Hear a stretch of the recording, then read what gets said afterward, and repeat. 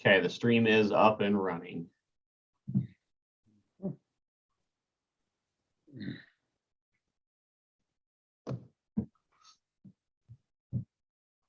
Is your flag ready?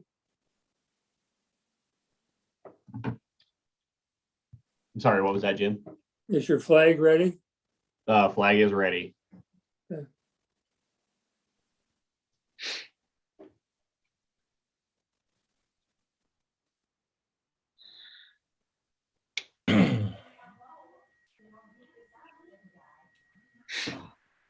And I've got 9 o'clock, Jim, so whenever you're ready. Okay, we'll call the meeting to order. We will have a pledge of allegiance. I pledge allegiance to the flag of the United States of America and to the republic for which it stands, one nation, under God, indivisible, with liberty and justice for all.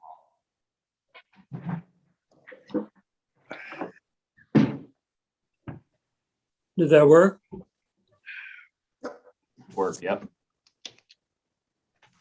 Okay, I've got a couple of announcements to make. First of all, the meeting will be recorded and live streamed to YouTube.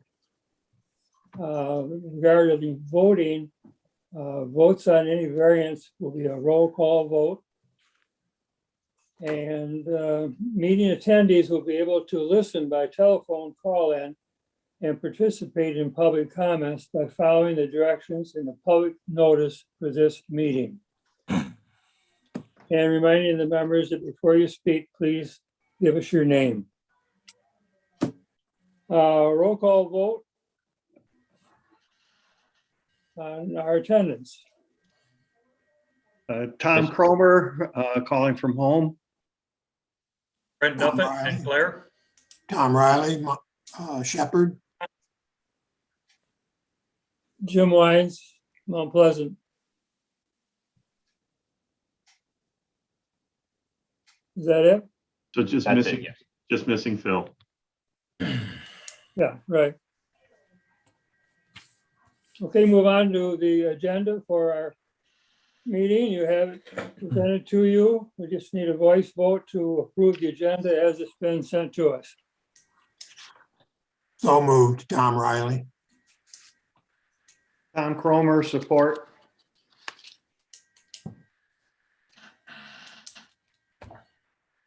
With Brett, Yes. and I am in support, so the motion passed 4-0.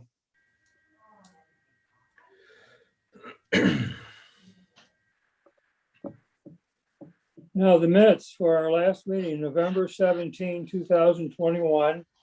Are there any additions or corrections?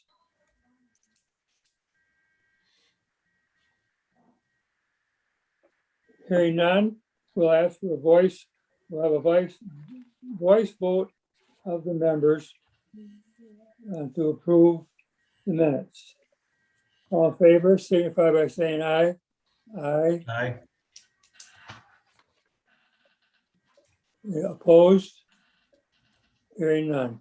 Okay, that motion passed 4-0. Ray, are there any public comments that you know of at this time? We don't have any other public on the call other than the applicant at this point. Okay.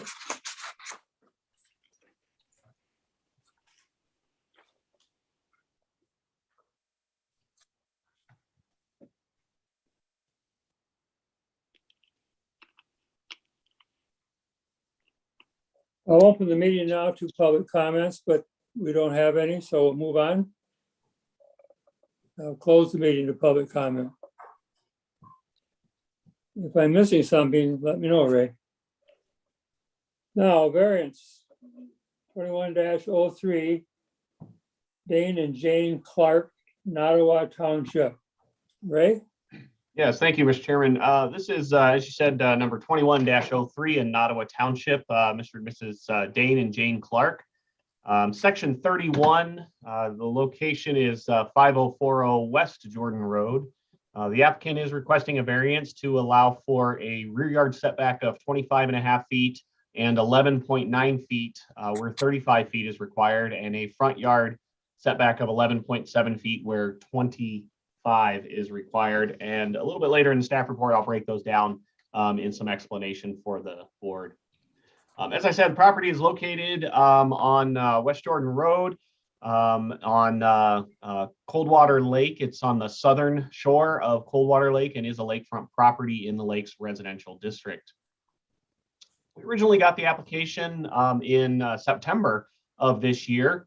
It does include a deed to the property, a survey and a site plan, approval from the health department on the existing well and septic, a couple of letters of support that I'll detail a little bit later, as well as a narrative, a detailed narrative addressing the board's criteria in section 1404C of the ordinance. Just a quick note, again, we did receive this application in September, but after some conversations with Mrs. Clark, they decided to hold off on getting this to the Board of Appeals until they could get a survey of the property, present that with their application, and have an opportunity to get some detail on their site plan that they felt was important. Currently, there's a 980 square foot home on the property with an unenclosed deck, which it does extend to the north of the home to the seawall. That deck was approved previously in 2003 via a variance. Mr. and Mrs. Clark are proposing to remove that home, leaving the deck in place to construct a 46 by 32 foot two-story home on the property. So that's about 1,308 square feet, about 1,308. So about 328 square foot of a difference in just the footprint. Excuse me. According to the narrative, the home was built in 1948. This was, of course, prior to any zoning or building code regulations. It was built, according to the narrative, on a concrete slab. Because Mr. and Mrs. Clark are looking to construct a second story on their home, on the new home, if approved, staff did have a conversation with the building inspector in our office to talk about the existing slab, foundational supports, things such as that. And he did say that the concrete slab as it is right now would not support and would not meet building code requirements to add a second story to the existing home. Hence the desire and request by Mr. and Mrs. Clark to remove the existing home and build a new one with a proper foundation that meets the current building code. Narrative also does speak to the unusual shape of the property, and I'll go over that a little bit more in detail. There's some information on the first page of the site plan that shows what the current setbacks are.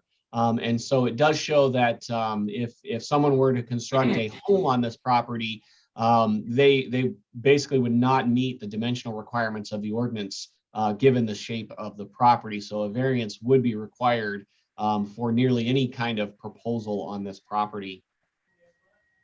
I'm going to bring up the site plan real quick.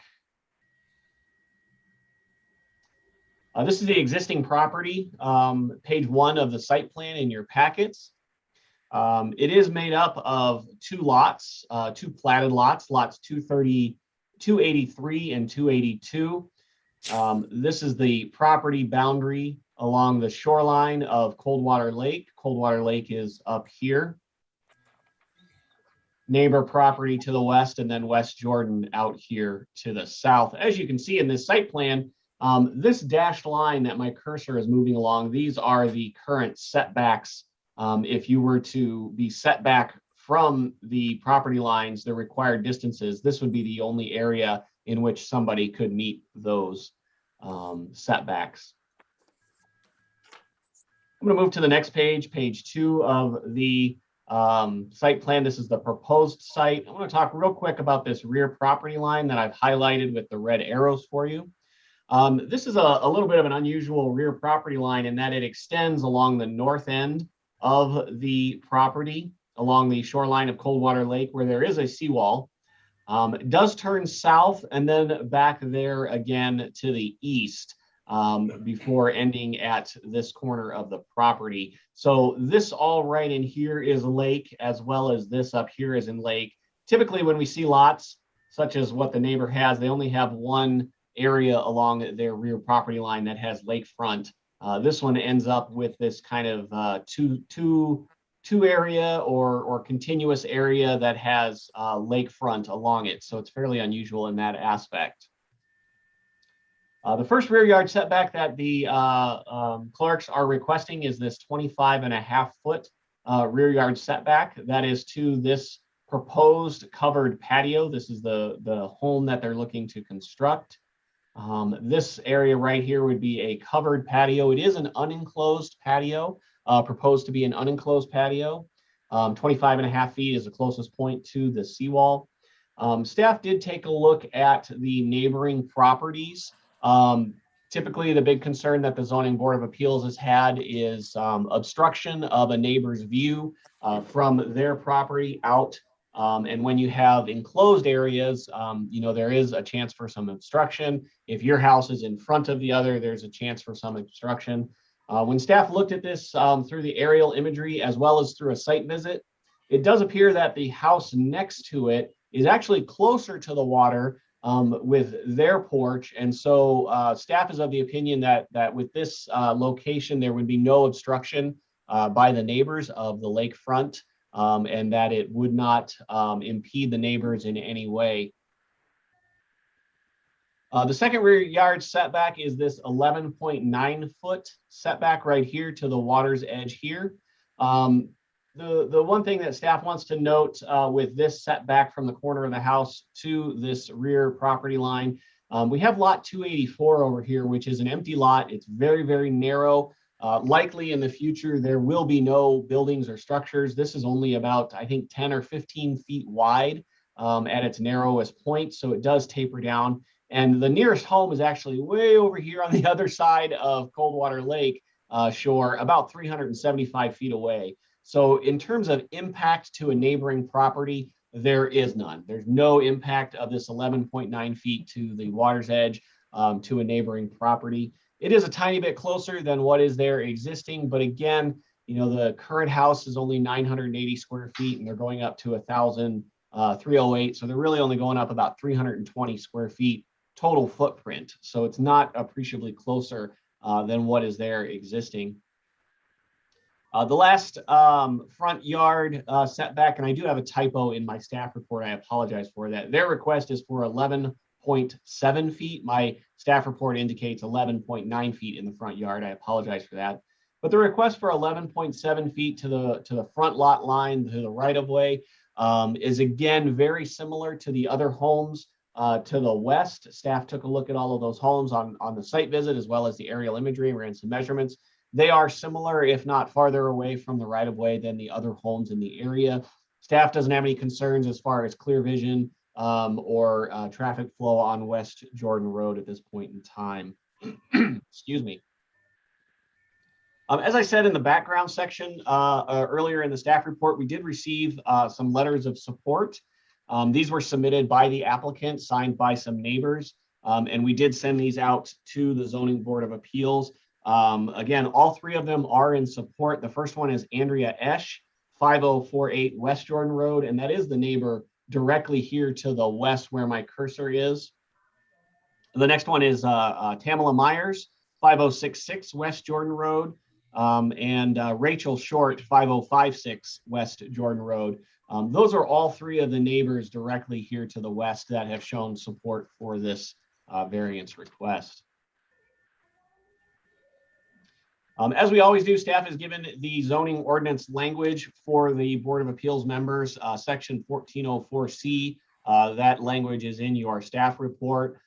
In summary, staff has reviewed the application. It does appear to be complete. We've posted a sign on the property, posted the request in the Morning Sun, as well as done all of the property proper mailings to property owners in proximity to the home as per the state law and ordinance requirements.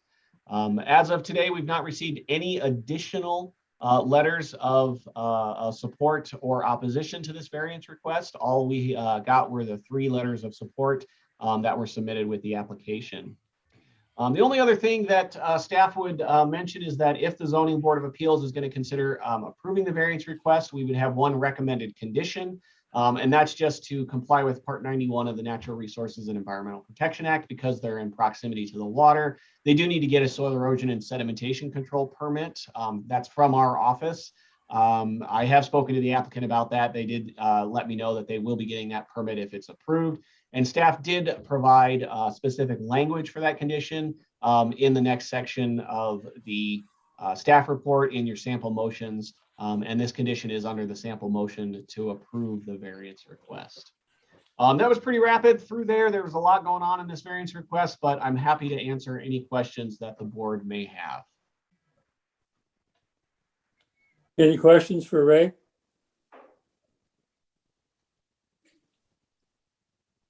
Okay, Ray, is the applicant available to address the board? Yes, Mr. and Mrs. Clark are on the call. I'm going to ask them to unmute themselves, and if the chairman is okay with it, we'll allow them to present their justification. Go ahead. Go ahead, Mr. and Mrs. Clark. Yes, my name is Jane Clark, My name is Dane Clark. and I pretty much, I think the application is pretty thorough. I would just kind of be reiterating what we have put in there. I believe that we've proven the 5 requirements, the conditions you need with pictures, text, surveys. We're more than willing to answer any questions you might have on what we've submitted. I don't know if you need us to read that whole application to you. No. Not for me. Any questions of the applicants? I would just say it's a really difficult lot. I have researched and researched and researched to find a home that would fit in there.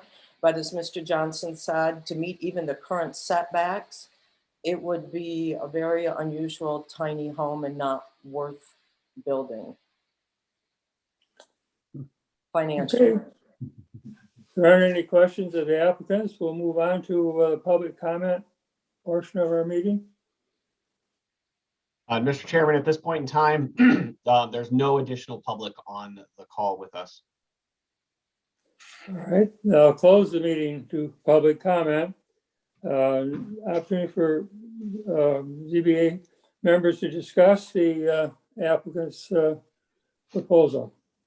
Chairman Wines, really quick before you guys go into discussion, I would just like to state that this is pretty much a poster child parcel. It is one of those parcels that is probably the most unique in and around the lake, maybe one of the most unique in and around most of the lakes in the county.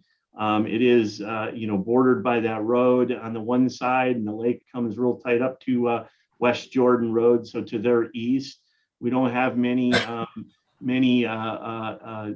areas around lakes where we have that type of a situation. So the uniqueness here is pretty prototypical for a variance type of request like this. Thank you. Any discussion on the board?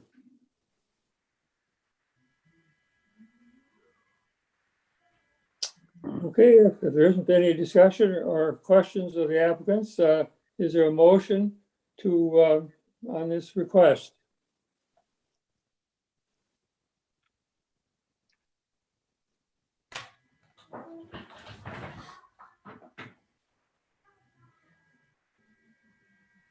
I think based, if we look at 1404, I know we're at the stage of asking for a motion. I'm just going back through their requirements here. And I think the narrative was very good. Ray, I appreciate your homework on this.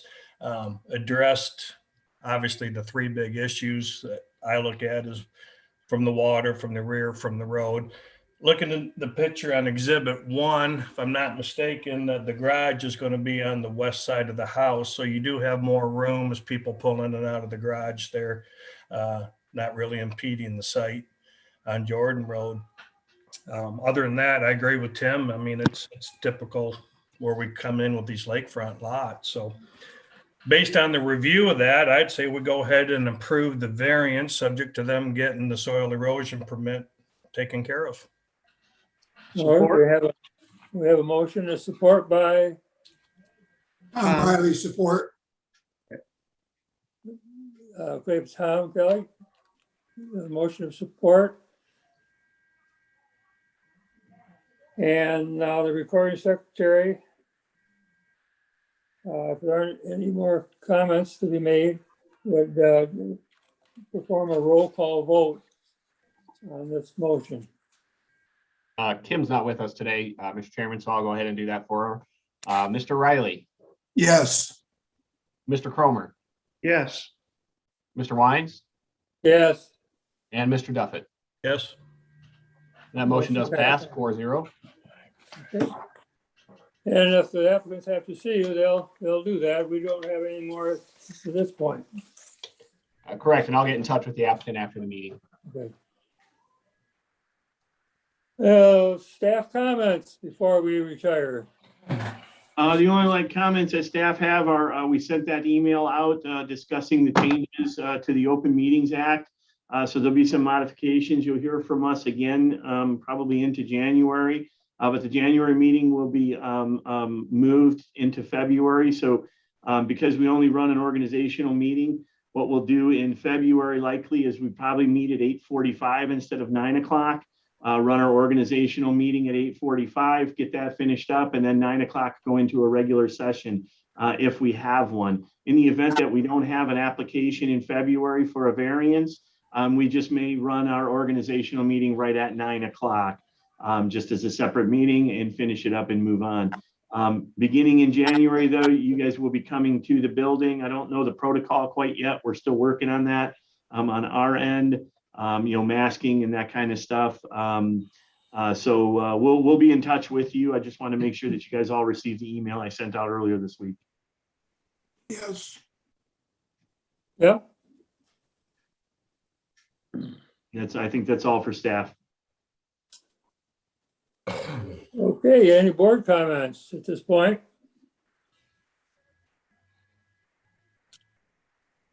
Hearing none, the meeting is adjourned. I'd like to thank everybody and Thank you have a all very great much. holiday, and we'll see you in the new year. Thank you. Tim, yeah.